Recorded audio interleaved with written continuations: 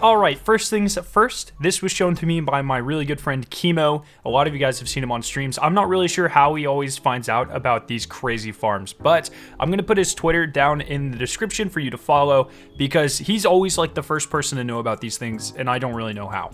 So let's get on with this video. So there are two parts of this video. I'm going to be showing you how to farm Royal Entry incredibly quickly, and then I'm going to include a section at the back end of this video about why you would want to farm Royal Entry. It is the best rocket launcher in the game, and I want to go over that at the end of the video because most people already know that, but I wanted to include it for those of you who may not necessarily know that. So how do you farm this thing? If you are familiar with the OG Mindbender's farm from Hollowed Layer from Forsaken, you already know how to do this. Just go do that farm. If you're not familiar, this is a very, very fast farm that just allows you to kill a boss over and over again and continually get end of strike drops every 3.5 to 5 minutes, depending on the speed of your team.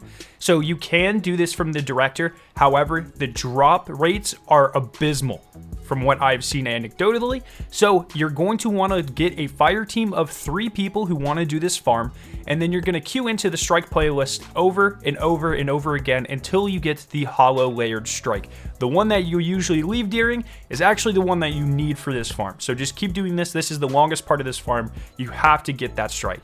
When you get Hollowed Layer, run through the strike completely normally until you get to the boss fight. Once you have the boss down to 1/3 of his health, he's going to have 2 more shield phases. So his last teleport out behind that secret wall in the back, he'll teleport out and you'll need to get his health low enough so he does his 2 more kind of pick up and drag shield phases. After he does that, you're going to clear all of the ads in the arena, have your 2 friends kill themselves. I usually would just recommend having rockets on, or we had some people using mountaintop. Doesn't really matter. Those people are going to die and you are going to be the last person left standing. You are then going to use your super or your rockets or whatever to kill the fanatic, and then wait for the chest to spawn exactly where I show it. Now, this is the incredibly important part of this farm.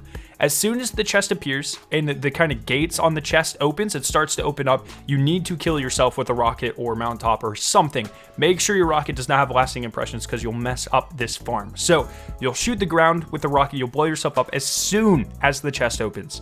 And in your death screen, you'll see loot pop out of the chest, and then you'll hit the checkpoint and you'll go back to right before the boss and you'll respawn, and you can just do this farm over and over again. So once again, you get the boss down to 1/3 of health, you do his 2 health gate challenge things where he drags you, then your 2 friends need to die, you quickly finish the boss fight with a rocket or your super or whatever, then you wait for the chest to spawn. As soon as it opens, you kill yourself with a rocket, and then you can just endlessly farm strike reward drops, which includes the Royal Entry rocket launcher, the 3rd Axiom pulse rifle, and also the Xenophage shotgun, which isn't that good. So just a quick note, make sure you go on your Ghost Shell and also put on the Vanguard Prosperity perk. This gives you additional chances to get these things to drop from the chest. In about 30 minutes of farming last night, nothing too long, I actually got 2 drops, one being the Xeno class shotgun, one being the 3rd Axiom pulse rifle. If we would have went for longer, obviously you'd get more. I did have teammates that were farming with me. One of them got the Royal Entry a couple of times as well. So it seems like this is a very, very reliable farm. It's much quicker, especially when you account for orbit time and flying, than going into just speed running strikes. And it is going to be the best way to farm these things out. But we're going to talk about why the Royal Entry is so good. So the Royal Entry is, of course, a rocket launcher, and rocket launchers have been getting a few buffs as of late. They are quickly becoming one of the best DPS options, especially with the addition of the brand new perk Lasting Impressions. Now, there are 3 rocket launchers that I can think of that can get lasting impressions right now. You have the Code Duello from, Battlegrounds.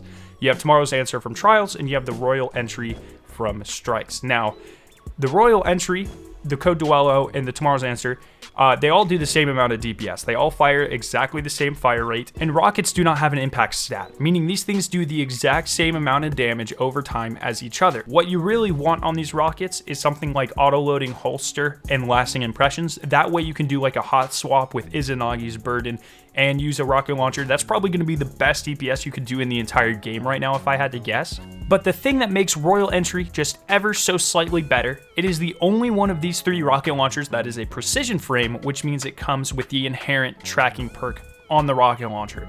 So you get lasting impressions, you get auto-loading holster, and you get that added bonus of tracking, so you don't really have to worry about missing any of your shots, which is huge for a boss DPS phase. So honestly, the best combination of stats is probably lasting impressions, auto-loading holster. You're going to want impact casing because that gives you a ton of extra damage on direct hits, and then probably quick launch, or just anything that boosts your velocity in general. And then for the masterwork, you're either going to want velocity or handling. So if you want to be prepared for Vault of Glass, I'm pretty sure that this is going to be a go-to DPS option for Vault of Glass, because those bosses tend to be far away from you, so you can't hot swap shotguns or anything like that. This is an incredibly powerful DPS combo, and I would just recommend going and do this farm, and do it quickly, because Bungie has patched this farm before. They patched it with Forsaken when people were farming Mindbenders, and it would not surprise me if they have the means to very quickly do so again. So I hope you guys did find this video useful. If you did, make sure to leave a like rating and to share it with your friends. If you are interested in watching either of the two videos on screen, you can click their respective annotations to be taken to them. If you're brand new to my channel, make sure the giant version of my logo on screen to be subscribed for more awesome Destiny 2 videos and live streams. Thank you guys so much for watching today, and I will see you in my next video.